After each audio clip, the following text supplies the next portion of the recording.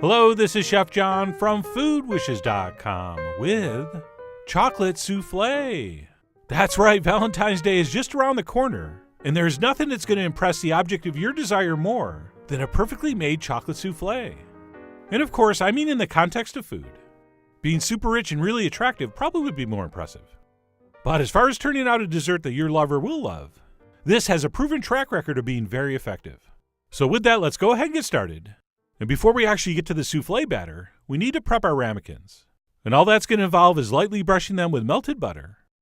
And we're going to want to make sure we apply that all over, including all the way to the top. And then what we'll do once that's set is dust the inside with sugar. So we'll go ahead and dump in about a tablespoon of white sugar. And what we'll do is pick it up and sort of rotate it around like this. And not only is this move going to let that sugar adhere to that butter, but as you can see, any excess should spill out.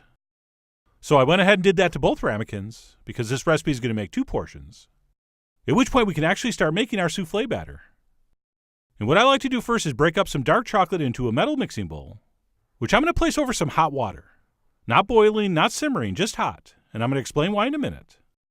And then once that's set, we can move on to, believe it or not, making a roux. So we'll go ahead and melt a little bit of butter over medium heat. And once that's melted, we'll go ahead and stir in some all-purpose flour. And we will whisk that in and cook this on medium heat for about a minute. And even though we're doing this for a dessert and not some kind of savory sauce, we're going to use the exact same technique. Which means as soon as we've cooked our roux for about a minute, we're going to reduce our heat down to low, and we're going to whisk in our cold milk. And yes, it has to be cold, because as we all know, cold milk, hot roux, no lumps, ever. All right, so we'll reduce our heat and whisk in our cold milk. And as soon as that gets mixed in, and it comes back to temperature, it's going to thicken up quickly. I said quickly. There we go.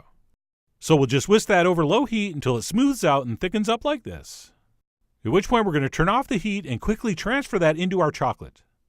So let's lose the whisk, and we'll use a spatula to transfer this in. And then what we'll do before we stir this together is add a couple optional ingredients, which for me personally are mandatory. And those would be a pinch of salt, as well as a very, very small shake of cayenne. Okay, only we should know it's in there. And then what we'll do at this point is grab our spatula and give this a quick mix. We also need to add an egg yolk to this, but I do like to give this mixture a quick stir before I add it in. And then once we have that fairly well combined, as I just said, we'll toss in a yolk. And basically once we have that mixed in, our soufflé base is done, and we can move on to the last component, which is whipping the egg whites. Oh, and by the way, the reason I like to keep this bowl set over hot water is because chocolate and butter harden up as they cool. So by simply leaving this over some hot water while we do our meringue, we don't have to worry about this getting too stiff, which might make it hard to incorporate the whites. And again, the water doesn't need to be simmering, just hot. So we'll go ahead and leave our chocolate mixture right there. And we will start our meringue by adding 2 large egg whites to a mixing bowl, along with a pinch of cream of tartar, which is an acidic powder that helps stabilize the whites. It's optional, and I'll touch on that in the blog post. And then we're also going to add some sugar, but not quite yet.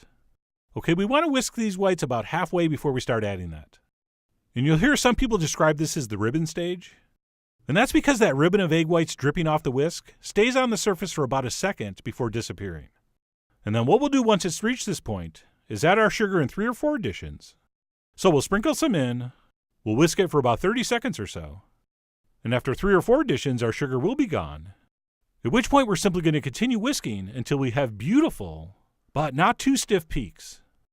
Okay, I think that's a very common mistake with soufflés. People overbeat these egg whites. Okay, so once our sugar's been introduced, we really want to start paying attention.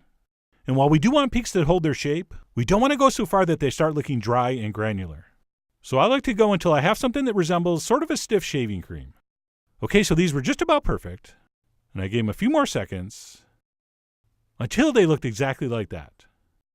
And then once that's been accomplished, what we'll do is transfer in about 40% of those egg whites into our chocolate mixture.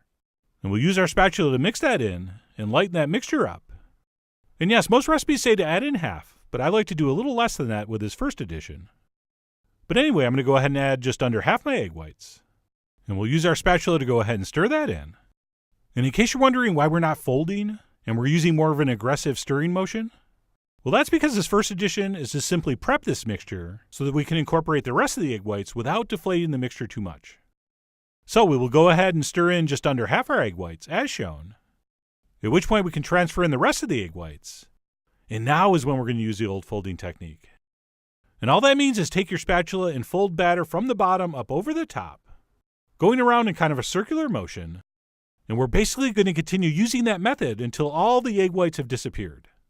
Do not continue mixing once that white disappears. Okay, so that is perfect right there. And once our souffle batter is set, we'll simply transfer that into our ramekins. Ideally, it's going to come right up to where that lip starts. But if you have extra batter, you can fill them all the way to the top. It should still work. And then once our batter has been transferred into our ramekins, as you can see, I'm going to place that on a sheet pan. And if we have any drippage, we will clean that up. Not only so that it looks neat, but sometimes if you leave drips on the edge, it won't rise straight. So we will clean off our ramekins if need be. And no, do not give it the old tappa-tappa. Not appropriate here. So we will clean those up and place them on a pan, at which point they're ready to bake. So let's go ahead and transfer these into the center of a 375-degree oven for about 12 to 15 minutes, or until they look like this. Check it out. Those look gorgeous. But we have no time to admire them, because soufflés fall as soon as they come out of the oven. So before I plate up, I'm going to quickly garnish these by dusting over some cocoa.